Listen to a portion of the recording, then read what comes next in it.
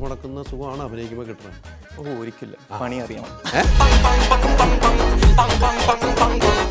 ഇതിനകത്ത് വന്നപ്പോഴാണ് നല്ല പണിയെടുത്താണ് ഇവരൊക്കെ ഇവിടെ ഇരിക്കുന്നത്. ആക്ഷൻ എന്ന് വിളിക്കുന്ന ഒരാളുണ്ട്, അവിടെ നിൽക്കുമ്പോൾ നമ്മുടെ കയ്യിൽ നിന്ന് പോകും. ഒരു എക്സ്പീരിയൻസ് ഒന്നും അവിടെ നിൽക്കത്തില്ല. നല്ല വഴക്ക് ഇവരെ പറയുന്നത് ഞാൻ കേട്ടിട്ടുണ്ട്, അസാധ്യമായിട്ട്. ഡയലോഗ് പറിക്കടാ എന്നൊക്കെ പറയാൻ ഞാൻ കേട്ടിട്ടുണ്ട്. സാറിന് എന്തോ കൊടുക്കാന്ന് പറഞ്ഞു. എന്താ കൊടുക്കാന്ന് പറഞ്ഞു? അല്ല, ജിലേബി കണ്ടിട്ട് സാറ് പറഞ്ഞു അവന്റെ കയ്യിൽ നിന്ന് മേടിച്ചോണ്ട് വരാൻ. ഇവരെങ്ങനെ വഴക്ക് കേൾക്കാതിരിക്കും കൂടുതൽ? നീ വഴക്ക് കേൾക്കാൻ അർഹതപ്പെട്ടതാ. സാറിനെ സംബന്ധിച്ചോളം ഒരു സിനിമ തുടരും, തിരിച്ച് വീണ്ടും പോലീസ് കഥാപാത്രമായിട്ട് വരുവാണ്. ഹലോ, നീ ആരെയാണ് ഈ പേടിപ്പിക്കുന്നേ? എന്നെ ആരെയും അറിയിക്കാതെയൊക്കെ മാനേജ് ചെയ്ത് പോയ സാഹചര്യങ്ങളൊക്കെ ഉദയനൊക്കെ കണ്ടുപിടിച്ചിട്ടുണ്ട്. അതൊക്കെ ഒരു 10 മിനിറ്റിനുള്ളിൽ ടേക്ക് പോവാം പ്രകാശ് എന്ന് പറഞ്ഞ് നമ്മളവിടെ ചെല്ലുമ്പോഴത്തേക്കും ടേക്കോ 3ാമത്തെ പേജിലോട്ട് ഞാൻ വായിച്ചിട്ടില്ല. എന്ന് ചോദിച്ചാൽ തെറി കേൾക്കുവോ നാട്ടുകാരുടെ മുമ്പിൽ നിന്നുള്ള പ്രശ്നം കൊണ്ട്. എടാ, നീ അവിടെ പോയിട്ട് ആ ചെട്ടിയുടെ കാര്യം നോക്കുന്നു വന്ന് ഇദ്ദേഹത്തിന്റെ മുമ്പിൽ കൂടെ വിടും. അപ്പൊ നീ ഇടവന്നേ മറ്റേ അപ്പൊ അവനോട് എന്താ ചോദിച്ചത്? തോക്ക്. ആ തോക്ക്.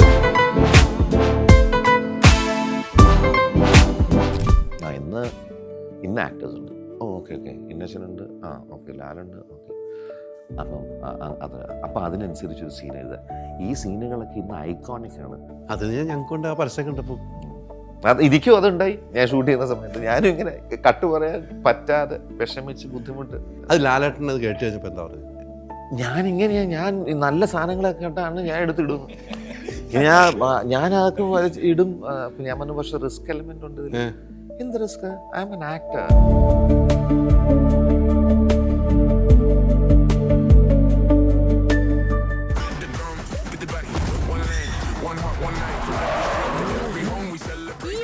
മൈജിയിൽ നിന്ന് പർച്ചേസ് ചെയ്യുമ്പോൾ 20 കാറുകൾ, 25 സ്കൂട്ടറുകൾ, 50 ഇന്റർനാഷണൽ ട്രിപ്പുകൾ, 1 ലക്ഷം രൂപ വീതം 100 പേർക്ക്. ബമ്പർ സമ്മാനമായി BMW കാർ, 30 കോടി രൂപയുടെ ഉറപ്പായ സമ്മാനങ്ങളും ഡിസ്കൗണ്ടുകളുമായി. മൈജി ഓണം, മാസ് ഓണം.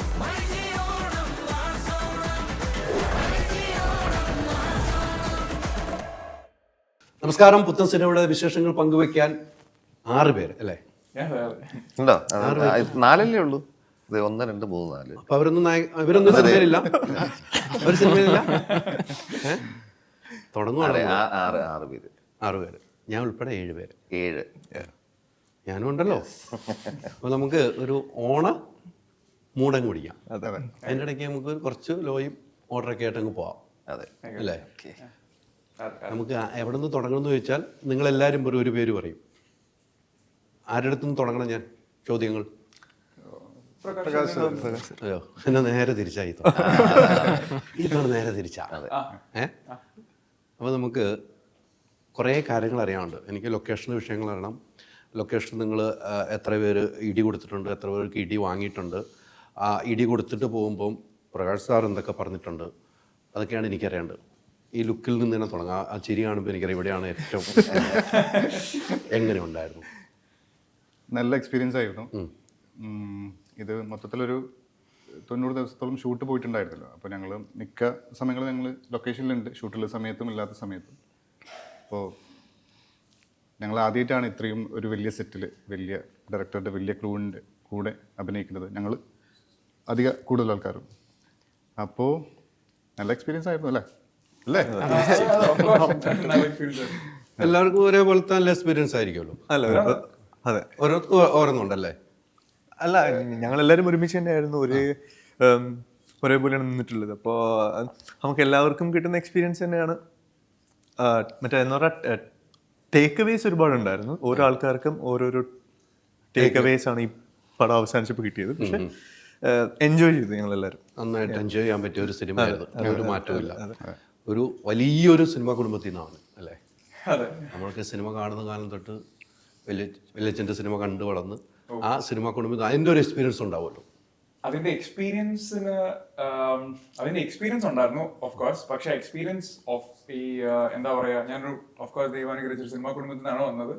പക്ഷെ അതില് എനിക്ക് എൻ്റെ അപ്പൂപ്പൻ ഉണ്ടായിരുന്ന സമയത്ത് ഞാൻ സെറ്റുകളിൽ പോയിട്ടുണ്ട്.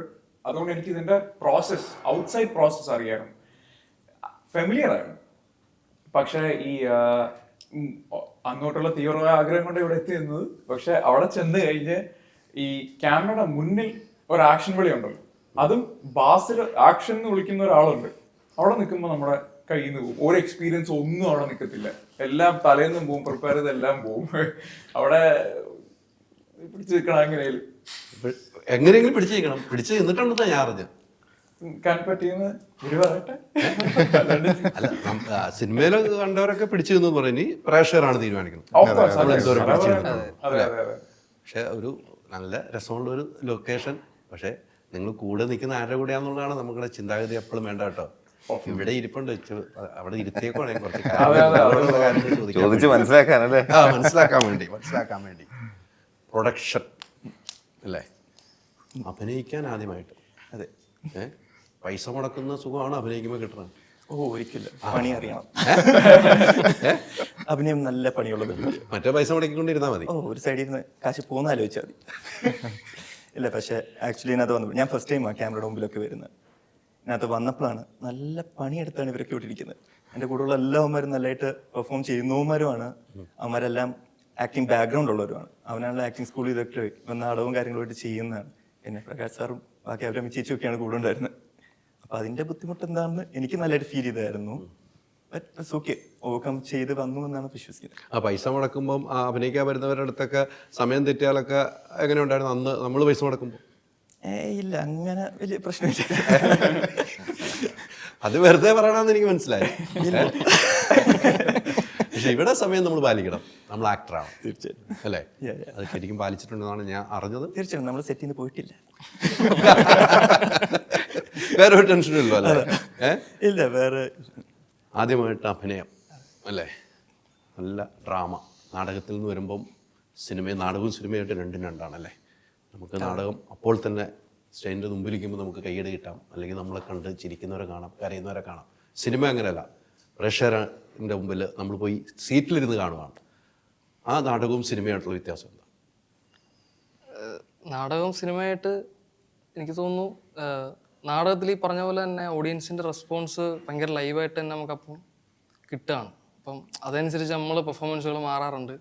അവിടെ നിന്ന് കൈയടി കിട്ടുമ്പോഴത്തേക്ക് നമ്മൾ കുറച്ചുകൂടെയും എനർജി നമുക്ക് കയറാറുണ്ട്. അപ്പോൾ ഇവിടുത്തെ നമുക്ക് ആ എനർജി കിട്ടുന്ന സോഴ്സ് എന്ന് പറയുന്നത് കോ ആക്ടേഴ്സും, ഇപ്പോൾ ക്രൂ ആണെങ്കിലും കൂടെയുള്ള മറ്റ് ഇപ്പം ADs ആണെങ്കിലും ആ സെറ്റിലുള്ള ബാക്കി എല്ലാവരുമാണ്. അപ്പോൾ അതാണ് എനിക്ക് തോന്നിയ ഏറ്റവും വലിയ വ്യത്യാസം. പിന്നെ ഇവിടെ അഭിനയിക്കുമ്പോൾ അവിടെ ഉള്ളതിൻ്റെ കുറച്ച് മതി, എനിക്ക് തോന്നുന്നു കുറച്ചുകൂടെ സട്ടിലായിട്ട് മതി. അതാണ് എനിക്ക് തോന്നിയ മെയിൻ വ്യത്യാസം. പിന്നെ ക്യാമറയ്ക്ക് മുന്നിൽ നിൽക്കുക എന്ന് പറയുന്നത് അത് വേറെ തന്നെ ഒരു പരിപാടിയാണ്. അപ്പം അതിൽ കുറേ ലെസൺ കിട്ടി. സാറിൻ്റെ കൂടെ ആയതോടെ കൊണ്ട് എങ്ങനെ നിൽക്കണം, എത്ര ആംഗിൾ തിരിയണം, എവിടെ നോക്കണം, ഇങ്ങനെയുള്ള കുറേ സിനിമാ മീറ്ററും നാടക മീറ്ററും വ്യത്യാസമില്ലേ? വ്യത്യാസമുണ്ട്. അതാ ഞാൻ പറഞ്ഞത്, അവിടെ കുറച്ച് മീറ്റർ കൂടുകയാണെങ്കിൽ ഇവിടെ കുറച്ച് സട്ടിലായിട്ട് മതി. അപ്പം അങ്ങനെയുള്ള വ്യത്യാസങ്ങൾ ഒരുപാടുണ്ട്. അപ്പം ഇപ്പോൾ സിനിമയിൽ അഭിനയിച്ചപ്പോൾ ആ ക്യാമറയുടെ മുന്നിൽ എങ്ങനെ നിൽക്കണം എന്നുള്ളത് സാറ് പറഞ്ഞു തന്നു. എങ്ങനെ നിൽക്കണം, എങ്ങനെ തിരിയണം, ഇപ്പോൾ എത്ര ആംഗിൾ തിരിയണം, അല്ലെങ്കിൽ എങ്ങനെ തല ഇത്ര നോക്കണം, ഇങ്ങനെയുള്ള കുറേ ലെസൺസ് എക്സ്പീരിയൻസോടുകൂടി വന്നിട്ടുണ്ട്. ഉറപ്പായിട്ടും ഒരു മാറ്റവും ഇല്ല. ഇല്ല. 5 പേരാണ് കൂടെ ഒപ്പം നിൽക്കുന്നത് അല്ലേ? 5ഉം വലിയ സിനിമ എക്സ്പീരിയൻസ് ഒന്നുമില്ല. സാറിനെ സംബന്ധിച്ചിടത്തോളം ഒരു സിനിമ തുടരും. ആ സിനിമയിൽ വന്ന് മലയാളികളുടെ മനസ്സിൻ്റെ ആഴത്തിൽ പതിച്ചു പോയിട്ട് തിരിച്ച് വീണ്ടും പോലീസ് കഥാപാത്രമായിട്ട് വരുവാണ്. ഞങ്ങൾ ഒത്തിരി പ്രതീക്ഷയിലാണ്, ആണോളം പ്രതീക്ഷയിലാണ് ഉള്ളത്. പറഞ്ഞത് ഞാൻ ഭയങ്കര പ്രതീക്ഷയിലാണ് കേട്ടോ. ആ പ്രതീക്ഷയ്ക്ക് സാറ് ചെയ്തിട്ടുണ്ടെന്ന് ഞാൻ അറിഞ്ഞു. ഞാൻ പ്രേക്ഷകനായിട്ട് നോക്കുമ്പോൾ അതന്ന് ഞാൻ റിസൾട്ട് പറയുള്ളൂ. ഇന്ന് ഞാൻ ആ രീതിക്കുള്ള റിസൾട്ട് പറയുള്ളൂ. പക്ഷേ ഈ പുതിയ ആളുകളുടെ കൂടെ അഭിനയിക്കുക എത്രയോ ആർട്ട് ഫിലിം 2000-2003 ആർട്ട് ഫിലിം ചെയ്തിട്ടുണ്ട് അല്ലേ? ഇവരുമായിട്ട് ഒന്ന് അഭിനയിക്കുമ്പോൾ ഉണ്ടാകുന്ന ഒരു ബാലൻസ് എങ്ങനെയായിരുന്നു? നേരത്തെ പറഞ്ഞ പോലെ വലിയ വ്യത്യാസമൊന്നുമില്ല ഇവരുമായിട്ട്. ഒരു സിനിമ ചെയ്തു എന്നുകൊണ്ട് അതുകൊണ്ട് നമുക്ക് ഒരു ക്യാമറയുടെ മുമ്പിലുള്ള നമ്മുടെ എക്സ്പീരിയൻസ് വലുതാണെന്ന് ഒരിക്കലും പറയാൻ പറ്റില്ല. കാര്യം ഞാൻ ഇതേപോലെ ഓഫ്കോഴ്സ് 10-30 വർഷമായിട്ട് ഇൻഡസ്ട്രിയിലുണ്ട്. പറഞ്ഞ പോലെ അസോസിയേറ്റ് ഡയറക്ടറായിട്ടും അസിസ്റ്റൻ്റായിട്ടും പിന്നെ സ്വന്തമായിട്ട് പരസ്യചിത്രങ്ങളും ഒക്കെ ആയിട്ട് നമ്മൾ അതും സിനിമ പോലെ തന്നെയാണ്, കുറച്ചും കൂടെ കോംപ്ലക്സ് ആണ്. അതിലൊക്കെ ഉണ്ടെങ്കിലും ക്യാമറയുടെ മുമ്പിൽ എന്ന് പറയുന്നത് അത് ഞാൻ ആദ്യത്തെ സിനിമയിൽ മനസ്സിലാക്കി. നമുക്ക് വളരെ എളുപ്പമാണ് ഒരാളുടെ അടുത്ത് മാർക്കിൽ വന്നതെന്ന് പറഞ്ഞ് ഡയലോഗ് പറഞ്ഞിട്ട് ഇന്ന സ്ഥലത്തോട്ട് മൂവ് എന്നൊക്കെ പറയുന്നത്. ഓഫ് കോഴ്സ് ഒരു സംവിധായകൻ ചെയ്യേണ്ട കാര്യമാണ്. കാര്യം അദ്ദേഹത്തിൻ്റെ വിഷനിലാണ് പോകുന്നത്. പക്ഷെ അവിടെ നിൽക്കുന്ന സമയത്ത് ആണ് അതിൻ്റെ ബുദ്ധിമുട്ട് മനസ്സിലാക്കുന്നത്. അപ്പോൾ എനിക്ക് തോന്നുന്നത് അത് ആദ്യത്തെ സിനിമയിൽ അതിൻ്റെ സംവിധായകൻ വളരെ ബ്യൂട്ടിഫുള്ളായിട്ട് അതിൻ്റെ മാനറിസം, നുവാൻസസ്, ചെറിയ ചലനങ്ങൾ തൊട്ട് വളരെ ഐക്കോണിക്കായ ഒരു ഹലോ എന്ന് പറയുന്ന അവസ്ഥയൊക്കെ ഒരു സംവിധായകൻ്റെ ബ്രില്യൻസ് ആണ്. അപ്പോൾ നമ്മളത് കേട്ട് പോവുക എന്ന് പറയുന്നൊരു പ്രോസസ്സിലല്ല.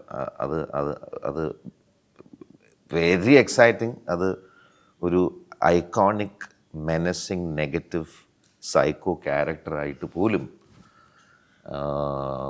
ആൾക്കാരിലൊരു വല്ലാത്തൊരു ഇമ്പാക്റ്റും ഒരു നെഗറ്റീവ് ആണെങ്കിലും ഒരു അഫെക്ഷൻ എന്നോട് തോന്നിയ പോലെ എനിക്ക് പലപ്പോഴും തോന്നിയിട്ടുണ്ട്.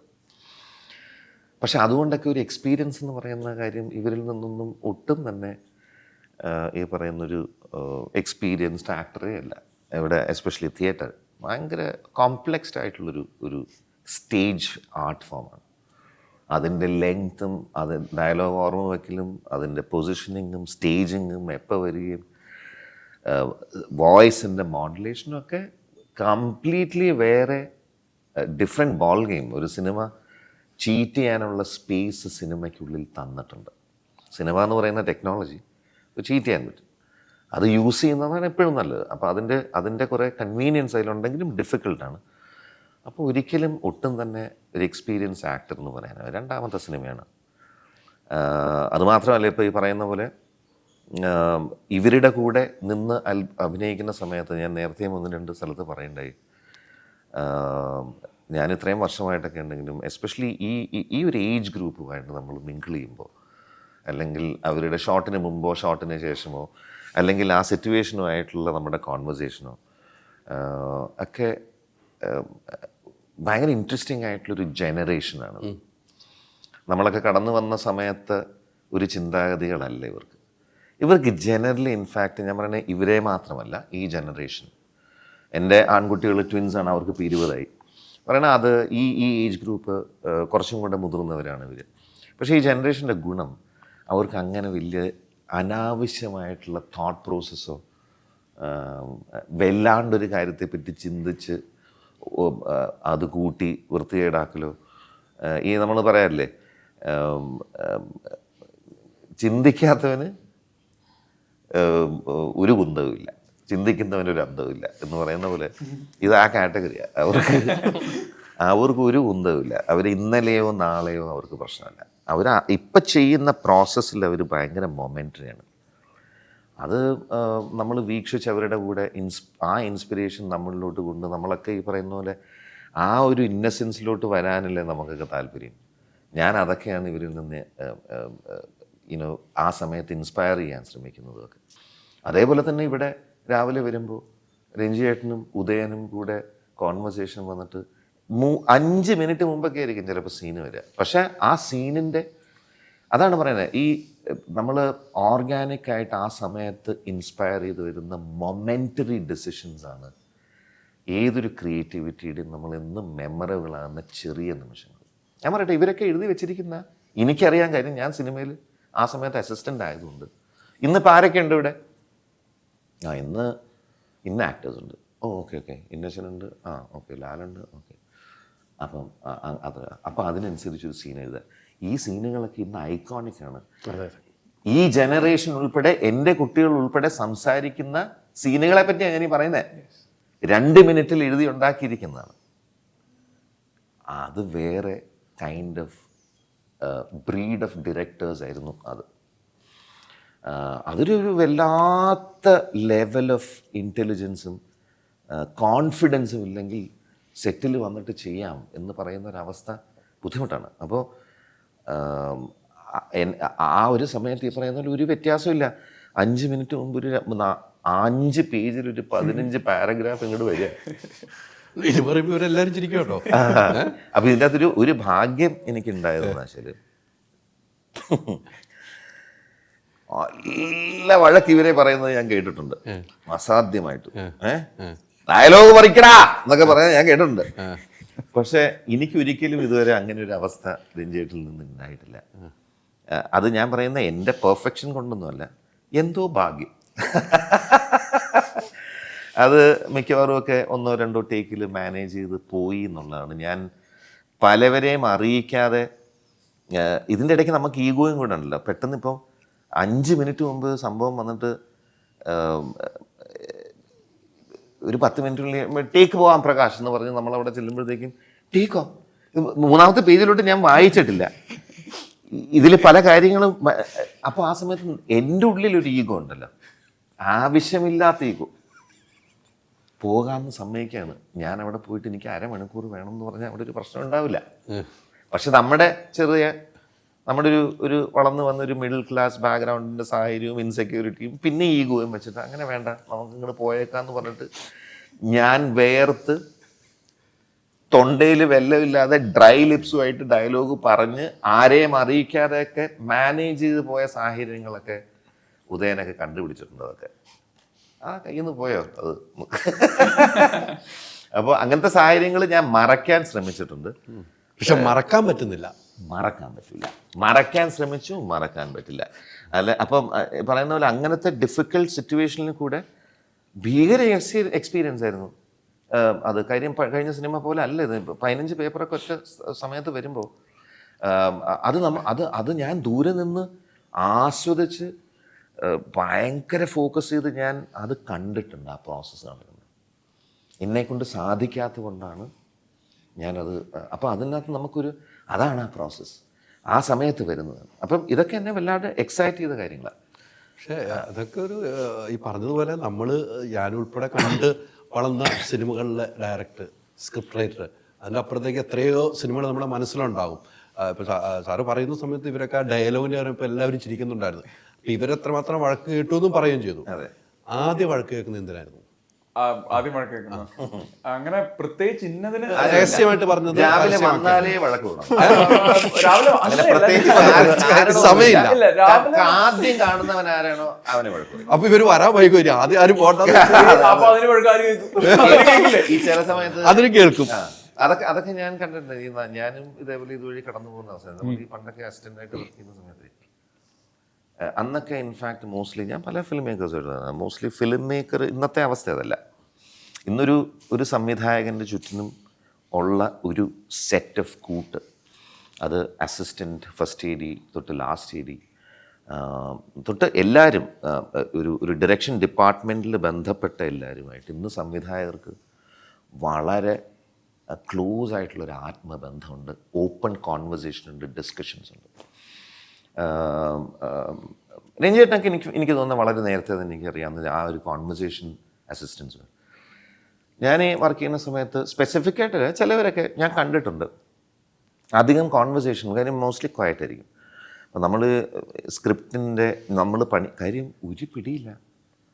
എടുക്കാൻ പോകുന്ന സീൻ എന്താണെന്ന് അറിയില്ല. അതറിയാതെ നമുക്കൊന്ന്, പക്ഷെ പണി എടുത്തുകൊണ്ട് ഇരുന്നില്ലെങ്കിൽ വെറുതെ ഇവ നിൽക്കുക എന്ന് പറയും. പ്രൊഡ്യൂസർ പറയും, വെറുതെ അവിടെ വായി നോക്കിയിരിക്കുന്നത്, നീ എന്താണ് ചെയ്യുന്നതെന്ന് ചോദിക്കും. ഇവിടെയൊക്കെ എത്ര പറഞ്ഞിട്ടുണ്ട്. അതെ. അപ്പോൾ ആ സമയത്തൊക്കെ ഞാനൊരു ആരുടെയെങ്കിലും അസോസിയേറ്റിൻ്റെയോ ഫസ്റ്റ് ADയുടെ ഒക്കെ കാലെ പിടിച്ച്, ക്ലാപ്പാണ് പണി, ക്ലാപ്പ്, പക്ഷെ കാലെ പിടിച്ച് എങ്ങനെയെങ്കിലും ഏതെങ്കിലും സീനായാലും മതി, ഒരു പേപ്പർ തരാമെന്ന് ചോദിച്ചു. ഈ പേപ്പർ ചുരുട്ടിയിട്ട് ഒരു കാര്യമില്ല, ഓടി അതിലപ്പുറത്ത് പോയിട്ട് ഒടുവിലേട്ടനൊക്കെ ചെയ്ത പോലെ അപ്പുറത്ത് പോയിട്ട് കുറേ നേരം നമ്മൾ വെറുതെ നിന്നിട്ട് വീണ്ടും ഓടും. അങ്ങനെ ഇരിക്കുന്ന സമയത്ത് പ്രകാശ് അപ്പം നമ്മൾ അടുത്ത് മറ്റേ എഴുതുന്നു. അപ്പം ഷോർട്ട് ഡിവൈഡ് മറ്റേ ആ സാധനം ഒന്നും കേട്ടിട്ടില്ല. എന്ന് ചോദിച്ചാൽ തെറി കേൾക്കുവോ നാട്ടുകാരുടെ മുമ്പിൽ നിന്നുള്ള പ്രശ്നം കൊണ്ട് ഓടാണ്. കേട്ട വഴി നേരെ പോയി മറിഞ്ഞ് ഇതിപ്പോൾ കൊണ്ടുവന്നില്ലേ പ്രശ്നം. അങ്ങനത്തെ സമയത്ത് ഞാൻ വേറെ ആരെങ്കിലും വിടും. ഞാൻ പറയണം, എടാ നീ അവിടെ പോയിട്ട് ആ ചെട്ടിയുടെ കാര്യം നോക്കുന്നു വന്ന് ഇദ്ദേഹത്തിന്റെ മുമ്പിൽ കൂടെ വിടും. അപ്പൊ നീ ഇവിടെ വന്നേ മറ്റേ അപ്പൊ അവരോട് എന്താ ചോദിച്ചു, തോക്ക്. തോക്ക്. അപ്പൊ ഞാൻ തോക്ക് എടുത്തോണ്ട് കൊടുക്കും. ഇതേപോലെ യുവമാരെടുത്ത് രാവിലെ ഓരോന്ന് പറയണ കേൾക്കാത്ത പിടി യെസ് എന്ന് പറഞ്ഞു ഓടി. അതൊക്കെ ഇവിടെ വഴക്ക് ഓഫ് കോഴ്സ് കേൾക്കാറുണ്ട്, പക്ഷെ ഏറ്റവും കൂടുതൽ കേട്ടത് ഞാനാ. എന്റെ ചോദ്യം കറക്റ്റ് ആയി. ഞാൻ പറയാം, നോക്കിയത് കറക്റ്റ്. ഞാൻ ഇവിടെ എന്താ സംഭവിച്ചെന്ന് വെച്ചിട്ടുണ്ടെങ്കിൽ, ഞാൻ രഞ്ജിത്ത് സാറിനെ എന്റെ ഫാദറിന് പരിചയമുണ്ട്. പക്ഷെ അതിന്റെ ഒരു ലീനിയൻസി ഞാൻ പ്രതീക്ഷിച്ചില്ല. എന്നാലും കുറച്ച് ലീനിയൻസി ഒക്കെ മനസ്സിൽ പ്രതീക്ഷിക്കുള്ളൂ. ഞാനത് പ്രതീക്ഷിച്ച് ഇങ്ങനെ വന്നിട്ട് അപ്പം സാറിനെ ആദ്യം കണ്ടു ഓക്കെ ഒരു ഇതുമില്ല ടേക്ക്. അപ്പം എല്ലാവരും ഭീകര അന്തരീക്ഷം സൃഷ്ടിച്ചുകൊണ്ടിരിക്കുക പുറകില്. ടേക്കൊക്കെ തെറ്റിപ്പോയിട്ടുണ്ടെങ്കിൽ നിങ്ങൾ സൂക്ഷിക്കണം, നിങ്ങൾ കഴുത്തറത്ത് തീർന്ന് എന്നൊക്കെ പറയുമ്പോൾ തന്നെ ഇങ്ങനെ വിറച്ചോണ്ടാ സെറ്റിൽ ചെല്ലുന്നത്. അത് കഴിഞ്ഞ് സാർ ഇങ്ങനെ ഓരോന്നും ഇങ്ങനെ പറഞ്ഞ് തുടങ്ങുമ്പോൾ ഓഫ്കോഴ്സ് സാർ വഴക്ക് പറയും.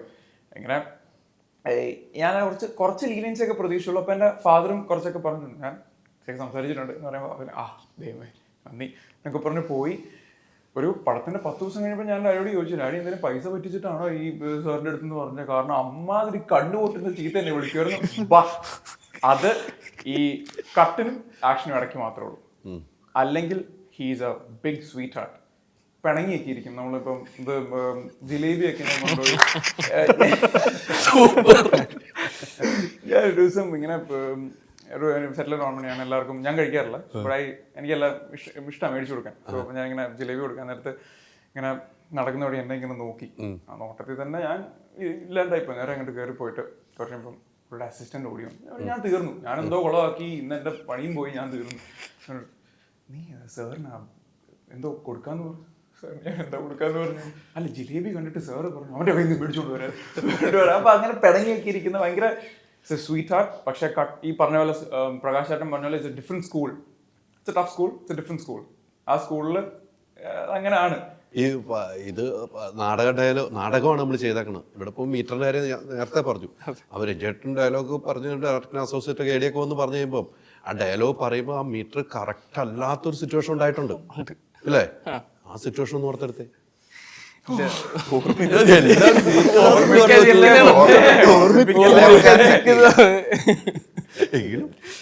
അല്ല ഒരു സീനില് വെച്ചാല് അല്ല അതിലൊന്ന് അപ്പോ ഞാനൊരു സ്റ്റേഷനിൽ ഇരിക്കുന്ന ഒരു സീനാണ്. അപ്പം ആ ഡയലോഗ് എനിക്ക് എങ്ങനെ പറയേണ്ടതെന്ന് അറിയില്ല. സാറ് കൃത്യമായിട്ട് മോഡുലേഷൻ പറഞ്ഞു തരും. അത് കൃത്യമായിട്ട് ഫോളോ ചെയ്യാൻ പറ്റിയാൽ അത് ഭയങ്കര ബെസ്റ്റ് ആയിരിക്കും. നമ്മുടെ പെർഫോമൻസിൽ അത് ഭയങ്കര ബെസ്റ്റ് ആയിരിക്കും. പക്ഷേ നമുക്കങ്ങനെ ഫോളോ ചെയ്യാൻ പറ്റാറില്ല. ആ മാസ് സൗണ്ടിൽ സാർ ഒരു മോഡുലേഷൻ പറയുമ്പോൾ ഇങ്ങനെ അത് വരയ്ക്കാൻ പറ്റും നമുക്ക്. അങ്ങനെ പോവും ആ മോഡുലേഷൻ. അപ്പം അത് കിട്ടാന്ന് പറഞ്ഞാൽ അത്ര ഈസി അല്ല. പിന്നെ നമ്മൾ എങ്ങനെയെങ്കിലുമൊക്കെ അതിൻ്റെ അടുത്തൂടെ പോകുന്ന രീതിയിൽ എങ്ങനെയെങ്കിലുമൊക്കെ ഒപ്പിക്കും. പക്ഷെ എനിക്ക് ആ ഡയലോഗ് എനിക്ക് എത്ര നോക്കിയിട്ട് പറ്റുന്നില്ല പറയാൻ. അപ്പൊ 1 പോയി 2 പോയി 1 പോയി 2 പോയി 3 പോയി.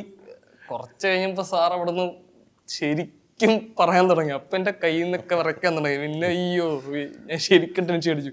പിന്നെ ശാലി ചേച്ചി ഓടി വരുന്നു, ടിങ്കിൾ ഓടി വരുന്നു, വിവേക് ഓടി വരുന്നു, എല്ലാവരും ഓടി വരുന്നു, കൂളാക്കുന്നു, പുറത്തു പോകുന്നു. എന്നെ വിളിച്ചു. സാറ് മനസ്സിലായെന്ന് തോന്നുന്നു. ഓക്കെ ഇവനെ കൊണ്ട് ഇങ്ങനെ പോയാൽ നടക്കില്ല. എന്നെ വിളിച്ചു, നിങ്ങൾ വാ പുറത്ത് ഒരു ചായ കുടിക്കും എന്നിട്ട് വാന്ന് പറഞ്ഞു. ഞാൻ പുറത്ത് പോയി. സാറിൻ്റെ മോനുണ്ട് കുഞ്ചേട്ടനായിട്ട് പോയി. ഞാൻ കുഞ്ചേട്ടനായിട്ട് സംസാരിച്ച് ഒന്ന് കൂളായി വന്നിട്ടാണ് അത് പറഞ്ഞത്. അപ്പോഴും സാറിനൊക്കെ പറഞ്ഞ് ഇത് ഓക്കെ അല്ല, പിന്നെ വേണേ വെക്കാം എന്ന് പറഞ്ഞു. അപ്പം ഞങ്ങളുടെ ചീഫുണ്ട് ബോസേട്ടൻ. അപ്പോൾ ബോസേട്ടനൊക്കെ ചോദിച്ചു എങ്ങനെ ബോസ് ഇത് ഓക്കെ ആണോ? പറഞ്ഞു ബോസേട്ടൻ ഒന്നും മിണ്ടുന്നില്ല. ഞാൻ ബോസേട്ടൻ നോക്കിയൊന്ന് പറ.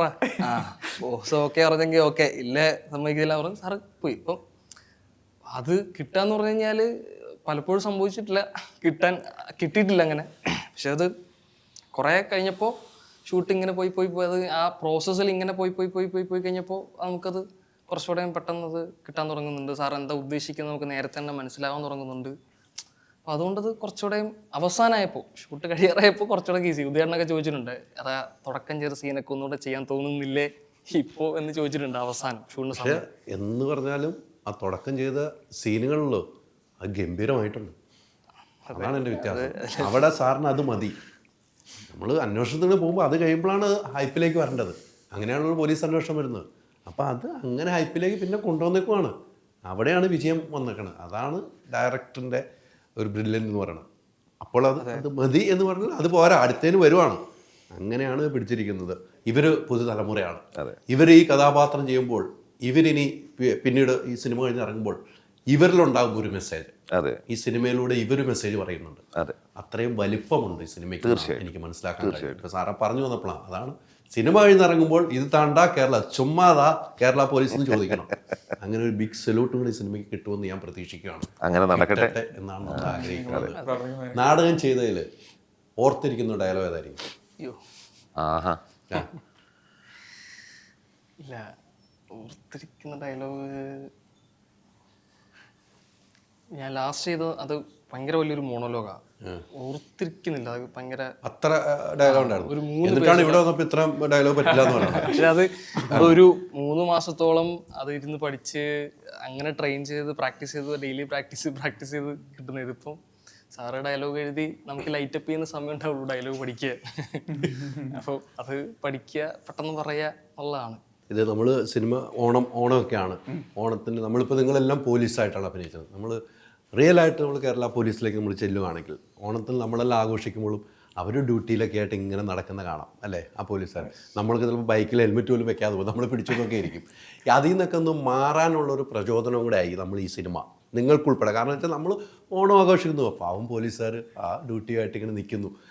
അത് നമ്മളൊന്ന് ചിന്തിച്ചിട്ടുണ്ടോ?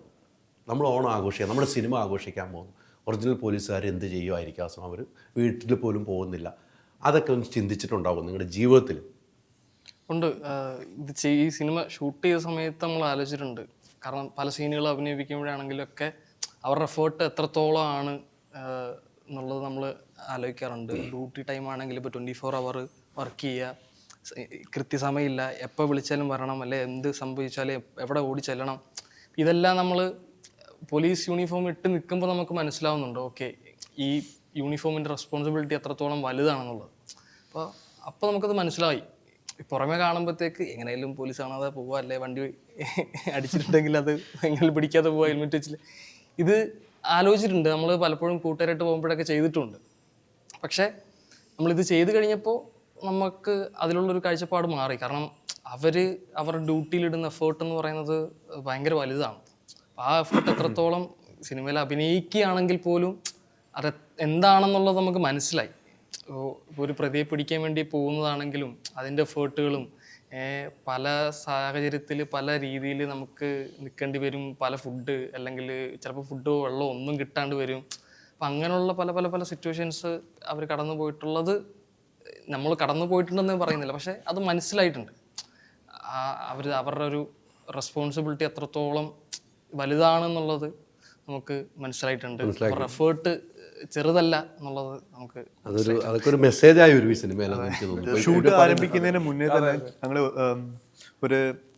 ഒരാഴ്ചത്തോളം ഈ ക്യാമ്പിൽ പോയോ? ഒബ്സർവേഷൻ്റെ ഭാഗമായിട്ടൊരു പോലീസ് സ്റ്റേഷനിൽ പോയിട്ടുണ്ടായിരുന്നു. അവിടുത്തെ ആ അറ്റ്മോസ്ഫിയർ കാണുമ്പോൾ തന്നെ അത് എത്രമാത്രം ചാലഞ്ചിങ് ആണെന്ന് നമുക്ക് അറിയാൻ പറ്റുന്നുണ്ട്. ഒട്ടും എളുപ്പമല്ല.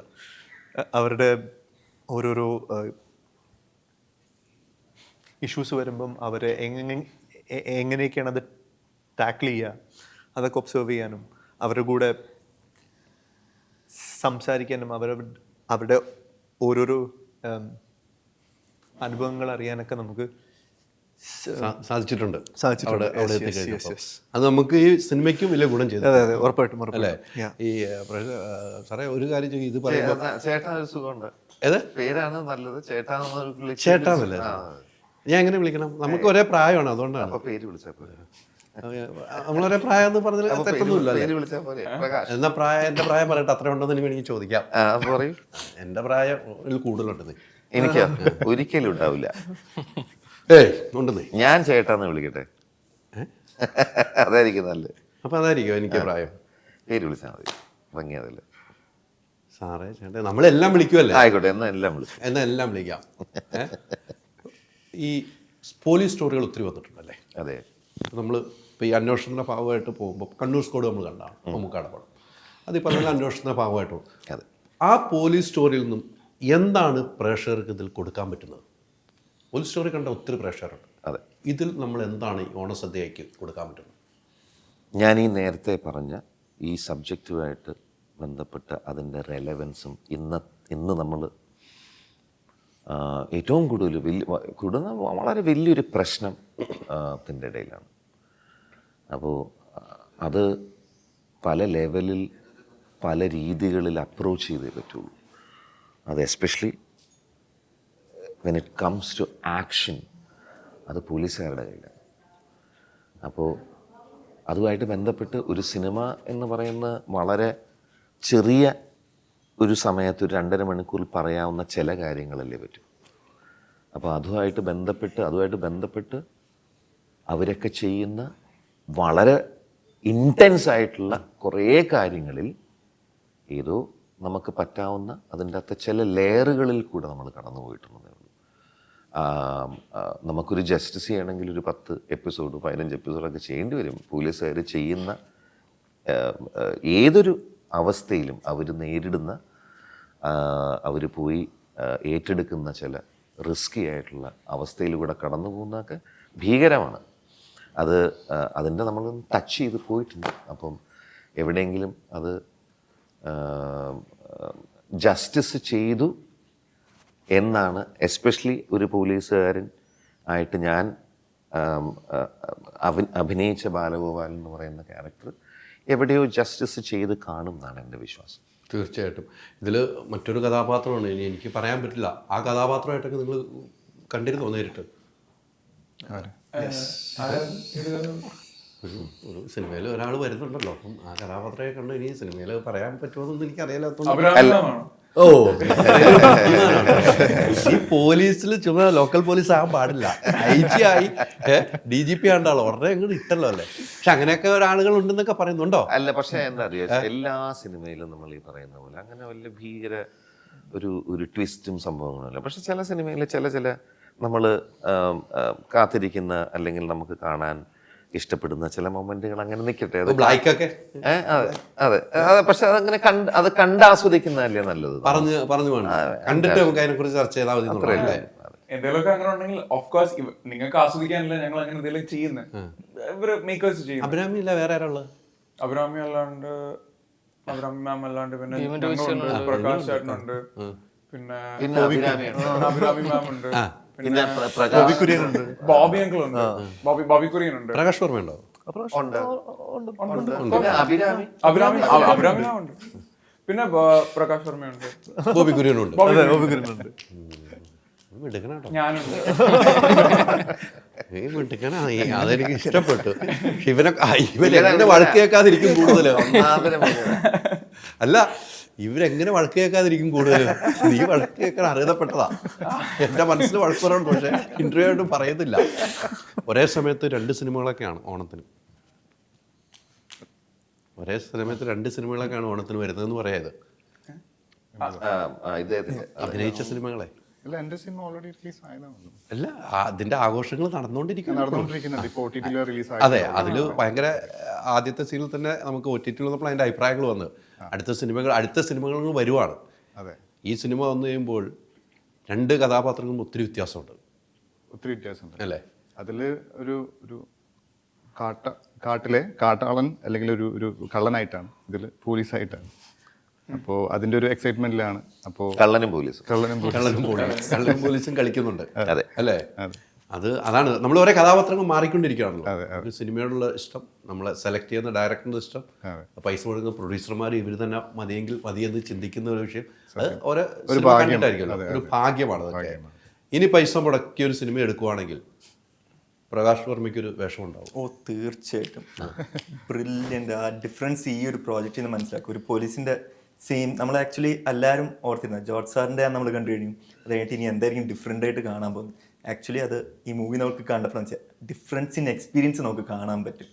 അത് നന്നായിട്ട് തന്നെ ആ ചോദ്യം ചോദിച്ചാൽ ഇത് കഴിഞ്ഞിട്ട് ഞാൻ സെപ്പറേറ്റ് ചെയ്ത് കാണുന്നുണ്ട്. എളുപ്പമുള്ള കാര്യം ഇത് ലൈബ്രറി കാണുക, പണ്ടത്തെ പോലെ അച്ചടിക്കുകയല്ല, പൊതിഞ്ഞ ഇതൊക്കെ എപ്പോഴും അവിടെ തന്നെ ഉണ്ടാവും. അപ്പൊ അങ്ങനെ ഉറപ്പല്ലേ? ഉറപ്പായിട്ടും. ഇനി നമുക്ക് അവസാനിപ്പിക്കാം. ഒരു ചോദ്യം ഒരു ഉത്തരം. നിങ്ങൾ ഓരോ ആളുകളും ഒരു ചോദ്യം ഒരു ഉത്തരം. ഉത്തരം നീണ്ടു പോകുന്നില്ല. സാറിൻ്റെ അടുത്ത് ഒരു ചോദ്യം ചോദിക്കാം, ഇഷ്ടമുള്ള ചോദ്യം ചോദിക്കാം. ഒറ്റ ചോദ്യം ഒരു ഉത്തരം. ബാക്കിയുള്ള ചോദ്യം തയ്യാറാക്കി. ഇനി അടുത്ത് ഇഷ്ടപ്പെട്ട ഒരു ക്യാരക്ടർ ചെയ്യാൻ വേണ്ടിയിട്ടുള്ളത് അതാണ് എന്ത് ക്യാരക്ടറായിരിക്കും? സാറിന് ഭയങ്കര പേഴ്സണലി ഇഷ്ടപ്പെട്ടു. എനിക്ക് ഭീകരമായിട്ട് ഹ്യൂമർ ചെയ്യാനാണ് ഏറ്റവും ആഗ്രഹം. ഞാൻ അടുത്തത് ശരിക്കും നോക്കി നിൽക്കുന്ന, ഞാൻ കഴിഞ്ഞ വർഷം ചെയ്യാനിരുന്നത് ഹോപ്പ്ഫുള്ളി എവറിത്തിങ് ഗോസ് വെൽ ഈ വർഷം നടക്കും. അത് ഭയങ്കര എക്സ്ട്രീംലി ഇൻട്രസ്റ്റിംഗ് ആയിട്ടുള്ളൊരു ക്യാരക്ടറൈസേഷനും സ്ക്രിപ്റ്റുമാണ്. അത്ര ഇപ്പോൾ പറയാൻ പറ്റുള്ളൂ. പക്ഷേ ഹ്യൂമർ, യെസ്. ആ ഒരു തലയിലെ ആ ഒരു ചിന്തയാണോ ലാലേട്ടന് വിസ്മയിൽ അങ്ങനെ ആക്കിയെടുത്തത് പരസ്യത്തിൽ? ഏത്? അല്ല അല്ല, അത് ഒരു ഹ്യൂമറിനെക്കാട്ടിലും ഹ്യൂമറിൻ്റെ ചെറിയ എലമെൻറ്റ്സ് ഉണ്ടെങ്കിലും അതിനകത്ത് വളരെ ഡീറ്റെയിൽഡ് ആയിട്ടുള്ള വളരെ ഡെപ്തിലുള്ള ഫിലോസഫി ഉണ്ട്. അർദ്ധനാരീശ്വരി എന്ന് പറയുന്നൊരു ഫിലോസഫി ഉണ്ട്. അത് ലാലേട്ടൻ അത് കേട്ട് കഴിഞ്ഞപ്പോൾ എന്താ പറഞ്ഞു? ഞാനിങ്ങനെയാ, ഞാൻ നല്ല സാധനങ്ങളൊക്കെ കേട്ടാണ് ഞാൻ എടുത്തിടും. ഞാൻ അതൊക്കെ ഇടും. ഞാൻ പറഞ്ഞു പക്ഷെ റിസ്ക് എലമെന്റ് ഉണ്ട്.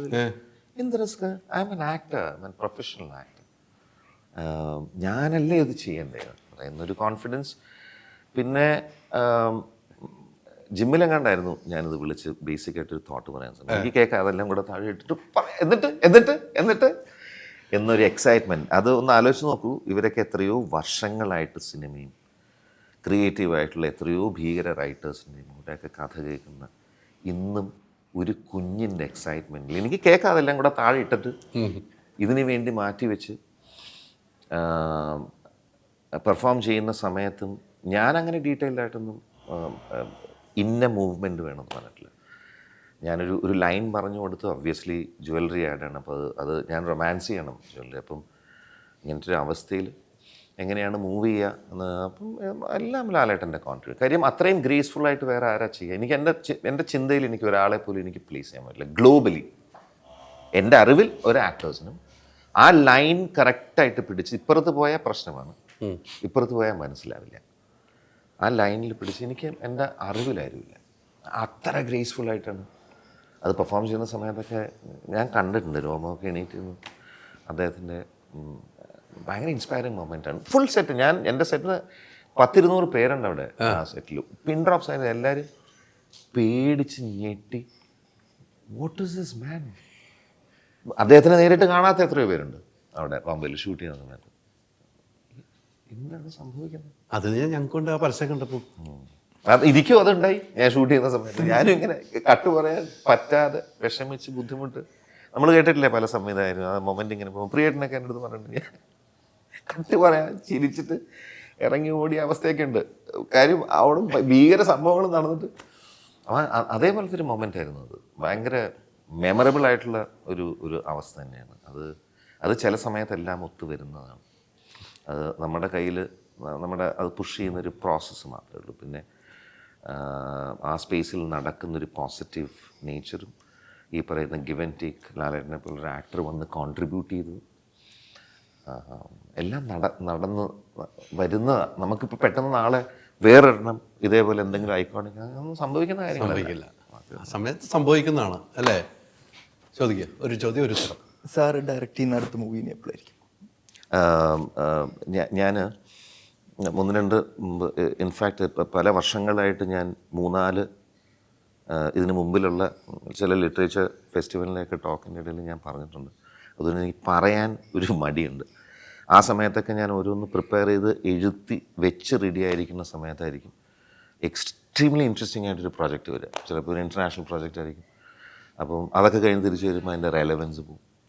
പക്ഷെ തുടരും കഴിഞ്ഞപ്പോൾ ഞാൻ തിരിച്ചും എനിക്ക് ഭയങ്കര നൊസ്റ്റാൾജിക് ആയിട്ടൊരു അവസ്ഥയിൽ കൂടെ കടന്നുപോയി. കാര്യം ഞാൻ വർഷങ്ങളോളം മലയാള സിനിമയിൽ അസിസ്റ്റൻ്റായി ഡ്രിഫ്റ്റ് ചെയ്ത് അഡ്വർടൈസിങ്ങിന് പോയി തിരിച്ച് ഞാൻ വന്നപ്പോൾ ഭയങ്കര നൊസ്റ്റാൾജിക് അവസ്ഥ. കാര്യം നമുക്കറിയാവുന്ന വളരെ അടുത്തറിയാവുന്ന ഒന്നല്ലേ അത് ലാലേട്ടനായിരിക്കാം സംവിധായകൻ, റൈറ്റർ, പ്രൊഡ്യൂസർ, ഇവരൊക്കെ ആയിട്ട് നമ്മൾ വൈകുന്നേരങ്ങളിൽ ഉള്ള സംസാരവും 10-80 ദിവസം 100 ദിവസത്തോളമുള്ള ആ ബന്ധമൊക്കെ ഭയങ്കര ഇമോഷണലാണ്. ഞാൻ ഓൾസോ ഭയങ്കര സെൻസിറ്റീവ് ഇമോഷണൽ മനുഷ്യനാണ്. അപ്പോൾ എന്നെ വല്ലാണ്ട് ബാധിച്ചിട്ട് ഇനി എന്തായാലും ഞാൻ എഴുതി വെച്ചിരിക്കുന്ന അല്ലെങ്കിൽ ഞാനിപ്പോൾ സംസാരിച്ചുകൊണ്ടിരിക്കുന്ന പ്രോജക്റ്റ് അതിൽ മാക്സിമം ഫോക്കസ് ചെയ്യാനുള്ള അവസ്ഥയിലാണ്. അപ്പം കാര്യം അത് എസ്പെഷ്യലി ലോ ആൻഡ് ഓർഡറും കൂടെ കഴിഞ്ഞപ്പോഴത്തേക്കും അതിൻ്റെ കടി മൂത്തു. അപ്പം അതിലാണ് ഇപ്പോഴത്തെ എൻ്റെ ഫുൾ ഫോക്കസ്. ഇപ്പം ഞാൻ അഭിനയിക്കാനിരിക്കുന്ന ഒരു സിനിമയും ഇതിൻ്റെ സ്ക്രിപ്റ്റുമാണ് ഇപ്പോഴത്തെ ഫോക്കസ്.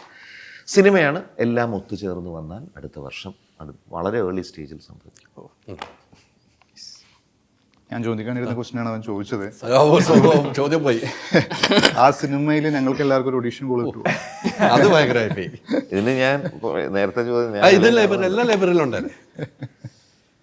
ഞാൻ നേരത്തെയും ആരോ ചോദിച്ചു ആരാണ് എന്നെ സംബന്ധിച്ച് ഈ പറഞ്ഞ പോലെ ഈ ഒരു സ്റ്റേജിൽ അത് സ്ക്രിപ്റ്റ് ലെവലിലിരിക്കുന്നതുകൊണ്ട് ഒരു സ്ക്രിപ്റ്റ് പൂർണ്ണമായി ഫിനിഷ് ചെയ്ത് അതിൻ്റെ എല്ലാ ഭാഗങ്ങളും മനസ്സിലാക്കിയതിന് ശേഷമേ ആ കാസ്റ്റുമായിട്ട് ബന്ധപ്പെട്ടൊരു മുഖം നമുക്ക് വരും. ആ സമയത്തായിരിക്കും അതിൻ്റെ ചിന്താഗതികൾ. അപ്പം അങ്ങനെ വരട്ടെ. അതിനുവേണ്ടി പ്രാർത്ഥിക്കൂ. നമ്മുടെ മുഖം ഇന്ന് ഒരു ഫോട്ടോ അയച്ചു കൊടുക്കണം, എപ്പോഴും നോക്കണം എന്നുള്ള രീതിക്ക് ചോദിക്കുക.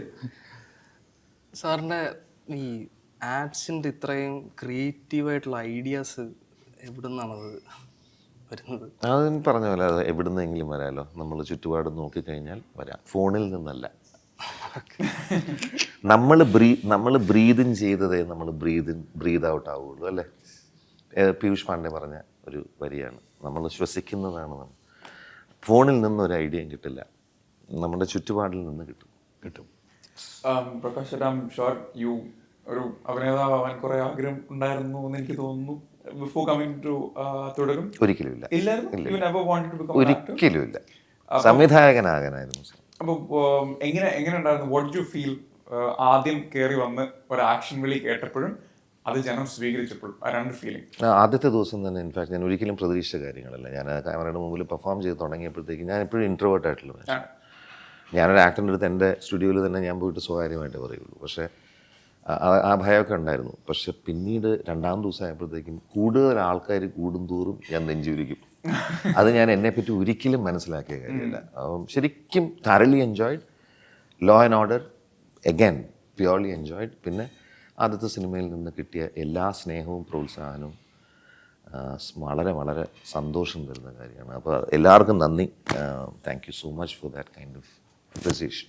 തീർച്ചയായിട്ടും ഇതുപോലെ ഈ സിനിമ കഴിയുമ്പോഴും ആ നെഞ്ചു വിരിച്ച് നിൽക്കാനുള്ള ഭാഗ്യമുണ്ടാകട്ടെ എല്ലാവർക്കും. സിനിമ എല്ലാവരും കാണാൻ സാധിക്കട്ടെ. അതിൽ പറയുന്ന വളരെ ഇമ്പോർട്ടൻ്റ് ആയിട്ടൊരു വിഷയം എത്തേണ്ടടുത്ത് എത്തട്ടെ. അതുകൊണ്ട് എന്തെങ്കിലും ഒരു ചേഞ്ചസ് ഉണ്ടാകാൻ സാധിക്കുകയാണെങ്കിൽ സാധിക്കട്ടെ എന്ന് പ്രാർത്ഥിക്കുന്നു. അപ്പോൾ മറക്കണ്ട, സിനിമ തിയേറ്ററിൽ തന്നെ പോയി കാണുക. ഈ പറഞ്ഞതുപോലെ ഒത്തിരി മെസ്സേജ് ഉണ്ട്, ഫാമിലി ഇമോഷൻ ഉണ്ട്. അതാണ് സിനിമ. അല്ല പോലീസ് സ്റ്റോറി മാത്രമല്ല, ഒരു ഫാമിലി ആയിട്ട് പോയിരുന്ന് കാണാൻ പറ്റിയ സിനിമയാണ്. ഒരു ആക്ഷനും കട്ടിനും ഇടയ്ക്ക് ഇത്രയും ആളുകൾ അഭിനയിച്ച law and order. Thank you. Thank you so much.